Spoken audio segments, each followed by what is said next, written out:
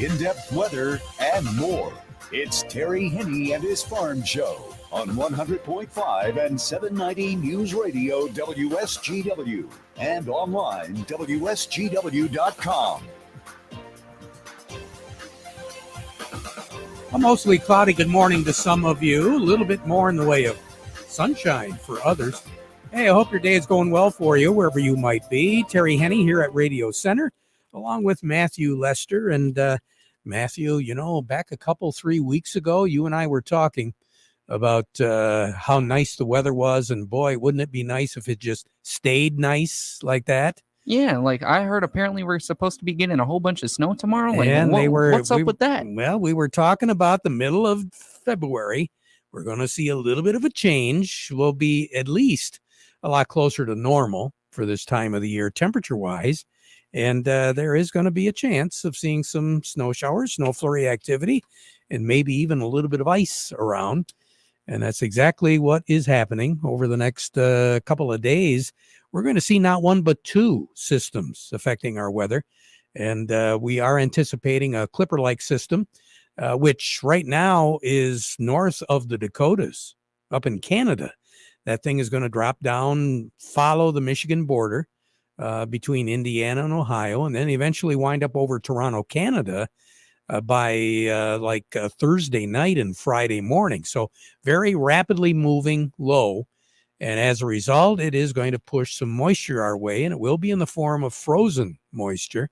I think we'll more than likely see just some heavy, wet snow, probably kick in somewhere around 8, 9 o'clock tomorrow morning.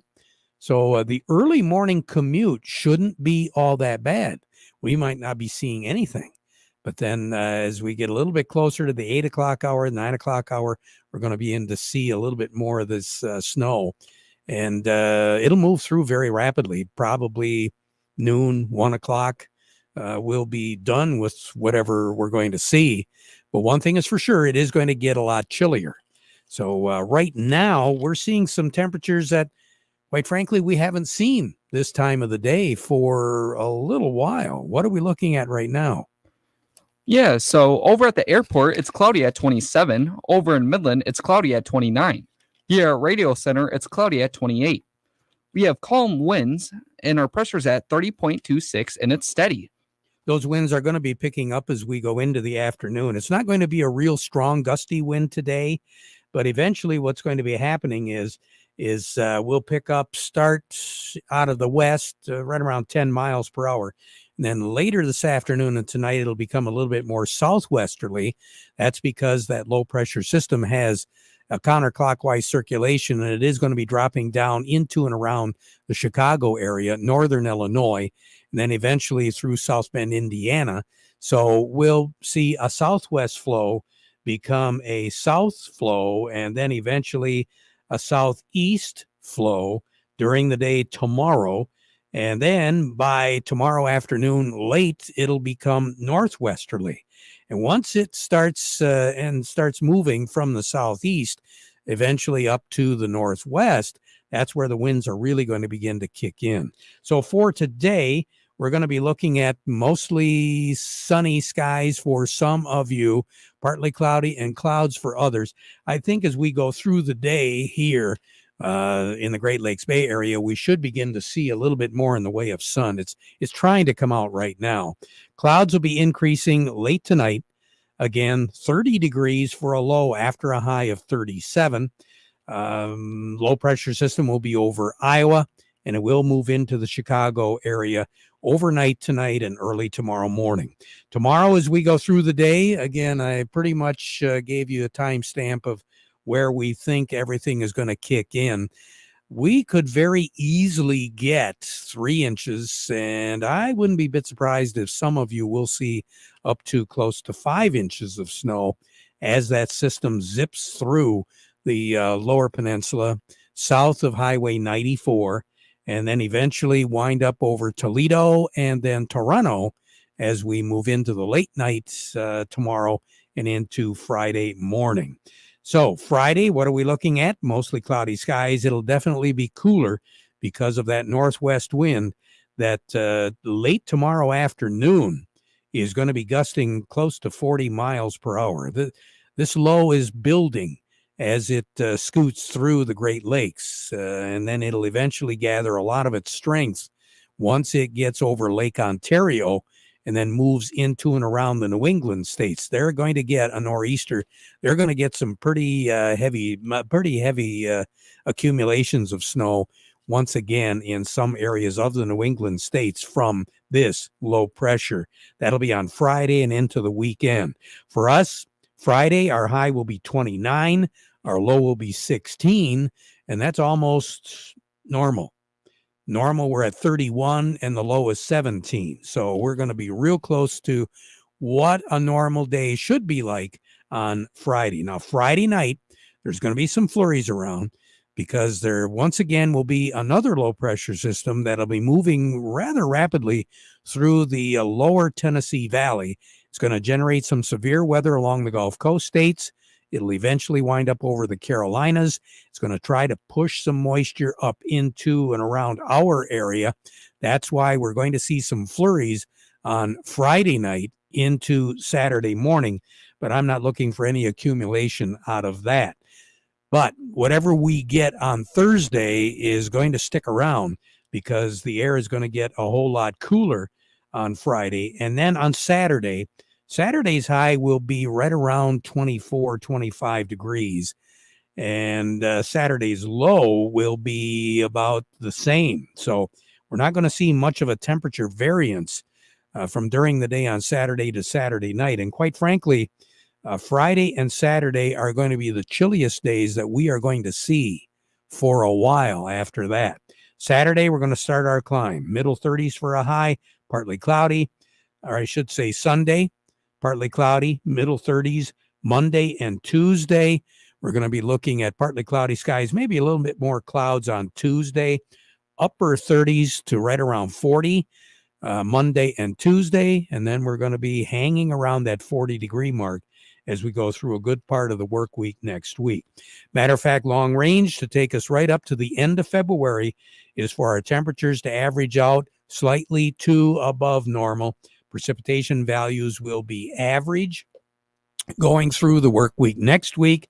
But then next weekend, the last weekend of February, we're actually going to kick in with some above average precipitation. Now, that doesn't mean that above average precipitation and above average temperatures are going to be just plain old rain. Again, remember, overnight, our nighttime lows will be dropping in, even though they're above average, they're going to be dropping down to right around 30 degrees, which makes for some snow or some sleet or some freezing rain. So we're still going to have some winter-like precipitation. But as far as accumulating snows, we're not looking at any major systems to affect our weather for the next several days. Sun will set this evening at 6:05, rise tomorrow morning at 7:35. Incidentally, the record high in this state was set last year, 2023, 55 degrees. The record low on this state, 15 below zero. That was, say, way back in 1916. The warmest ever Valentine's Day in the Great Lakes Bay Area was 1915. 49 was our high, 35 was our low. And incidentally, the record that we broke last year was 49. That was set back in 1915 and tied in 1918. Now, the coldest ever Valentine's Day in the Great Lakes Bay Area, 1943. 5 was our high, 7 below zero was our low. More on the weather as we go through the broadcast. Standing by, who do we have, Matthew? Up next, we have Cody Harris from Star of the West, and we also have Doug Klein from Oppenheimer. But before we get to all of that, we want to remind you the weather forecast brought to you by the folks at Nutrient Ag Solutions. Nutrient Ag Solutions has the local expertise to recommend the corn, soybean, and other seed products that are the best fit for your field. Plus, unparalleled agronomic support with products and services to unlock yield potential and improve crop performance from planting to harvest. Ask about our financing options to help you get more from every acre and lead the field. Visit your local Nutrient Ag Solutions branch or go to nutrientagsolutions.com. They say there's a secret to growing a great crop. At Nutrient Ag Solutions, they beg to differ. It all starts with a strong foundation, and when it comes to fertilizer, there's no question that Titan XE drives dry fertilizer performance. They've been unlocking the potential in every prill of dry fertilizer with biocatalyst technology for over a decade. Visit lpi.ag/Titan or contact your Nutrient Ag Solutions crop consultant to drive your crop's potential today. Farm Service brought to you today by the folks at the Michael Sarr Crop Insurance Agency. Risk management. You want to get a head start on 2024, might be a really good idea to be in contact right now with the Michael Sarr Crop Insurance Agency because they are licensed to serve all of Michigan with both conventional and organic crop insurance.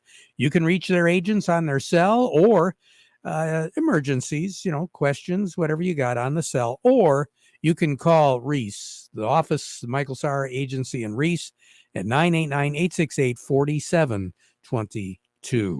Program reminder, tomorrow we're going to be out at SVSU. It's the Sugar Beet Summit going on. We're looking forward to all of that, seeing all of you. Our broadcast brought to you by the folks at ACH Seeds and by the Rummel Agency. Promises to be a pretty good crowd out there tomorrow. Keynote presentation, and a good part of the day is going to be filled with breakout sessions on a variety of topics. Very successful last year. They're looking forward to all of it again this year. Coming up also a week from today, February 21st, we're going to be down at the Eagle Eye Conference Center on Chandler Road in Bath. That's going to be the site of the Michigan Wheat Growers annual meeting. For more information on that and some registration still available, go to miwheat.org.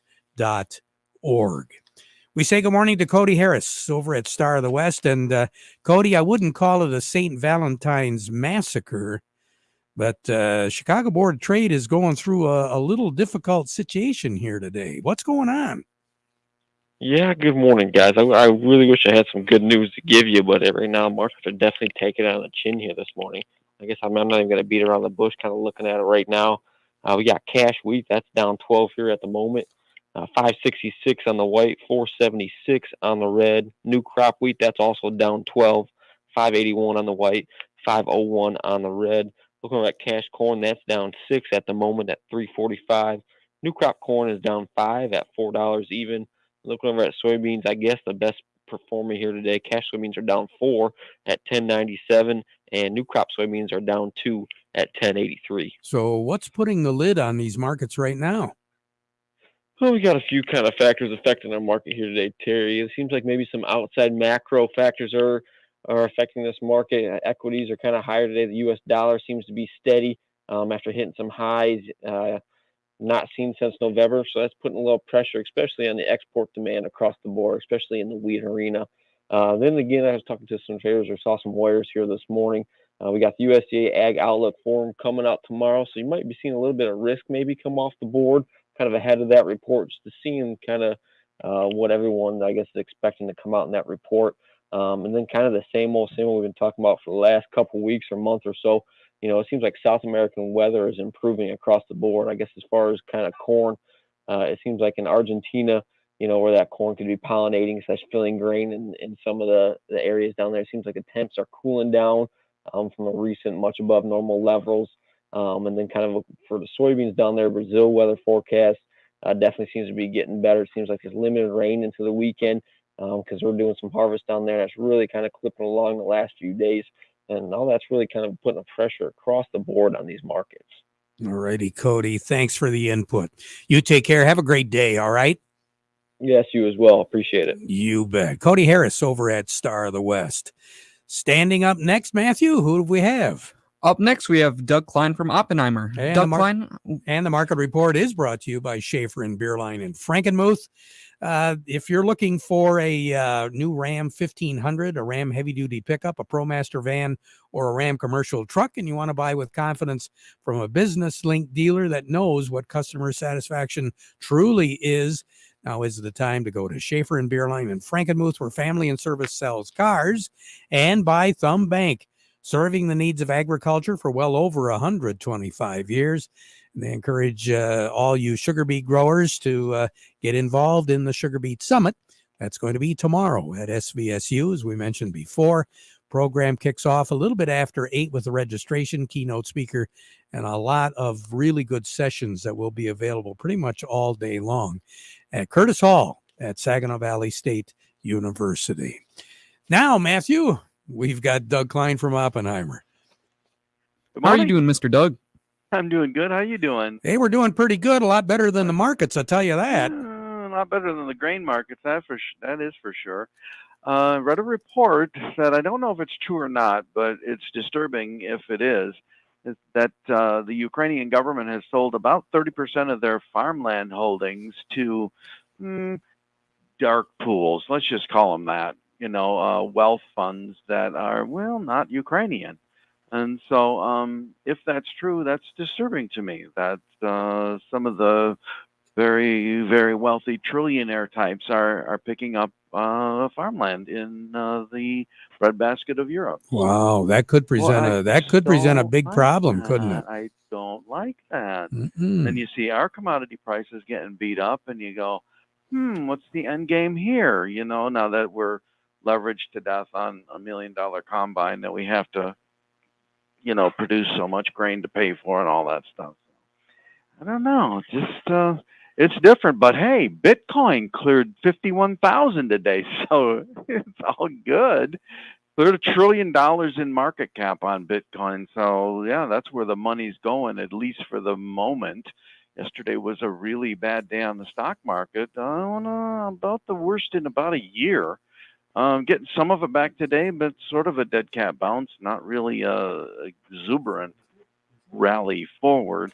And the trigger yesterday was inflation. We mentioned that. And so somebody analyzed that and said, hey, they're talking about the inflation number that they reported was based on rent prices dating back 6 months ago, which have cooled significantly since then. So so it wasn't even a good number, so to speak, that triggered that whole slide. So you just got to wonder if you're being manipulated, really, every day, really, and just got to step back and go, maybe the bank is a better place for my money if they survive this whole craziness.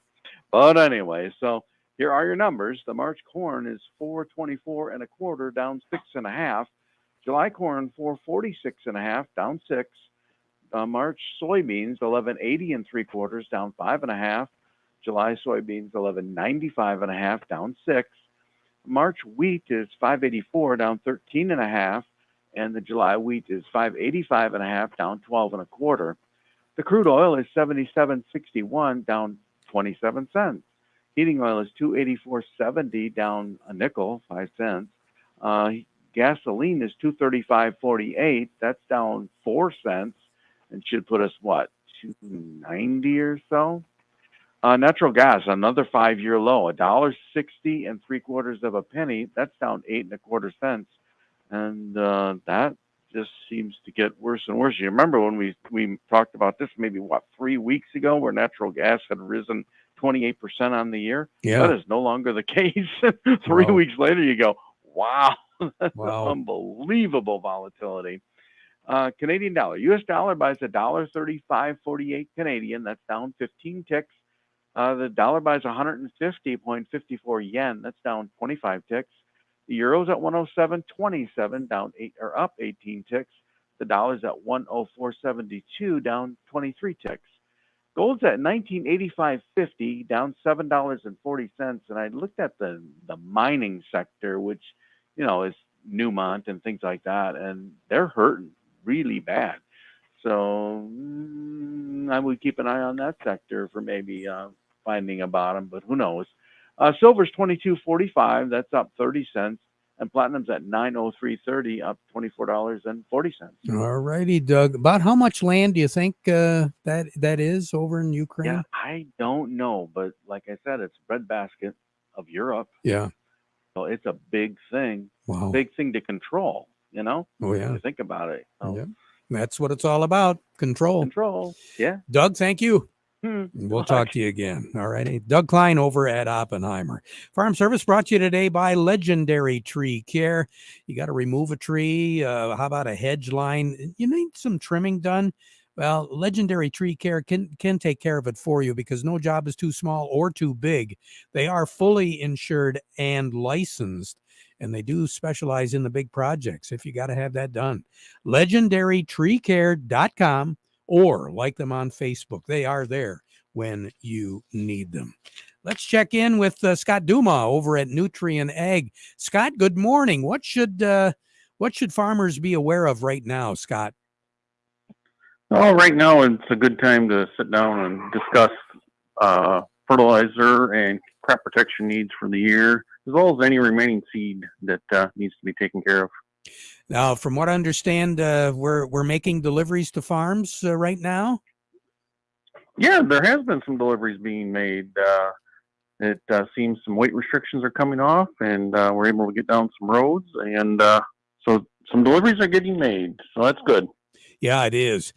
I guess I can't say enough about how everybody's minds are pushing way ahead right now. It is still winter, but I'm getting reports from guys over the weekend and even yesterday when we were at Krijak's. They're working on the planters right now. Yeah, there's planters being worked on. I actually, as I was out yesterday, I saw some fields being worked, and not primary tillage, not secondary tillage, but there is some activity with last week's warm up. It definitely got some growers thinking spring's right here ahead of us. So we'll see. I guess we will. I wouldn't be surprised if we see some sugar beets go in March this year, if not mid-March, by late March for sure. Yeah, that would be a good thing. Get that crop off to a good start would be nice. We'll find out a little bit more at the Sugar Beet Summit tomorrow over at SVSU. You take care. Scott Duma, thanks a lot for sharing. We'll talk to you again, okay? Thank you. You bet. Scott Duma with Nutrien Ag. Horse owners, trainers, and vets all agree there is an equine feed available designed to prevent colic and breaks down quickly in the body, so its nutrients are used rather than lost. Total horse care begins with Total Feeds. Brianna Berchtold, who's one of the top U.S. dressage riders in the world, finds that Total Feeds is best for her horses and gives her a competitive advantage too. So see it for yourself. You can even become a dealer. Get all the details by going to mrftotalequine.com. That's mrftotalequine.com. When we return, Joe Kramer, but first this.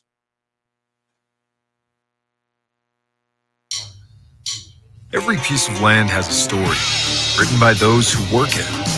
For the Caggianos, it's keeping their yard pristine with the John Deere C530M Z-Track mower. Because for them, it's not just a yard, it's a brewery where friends and family can get together.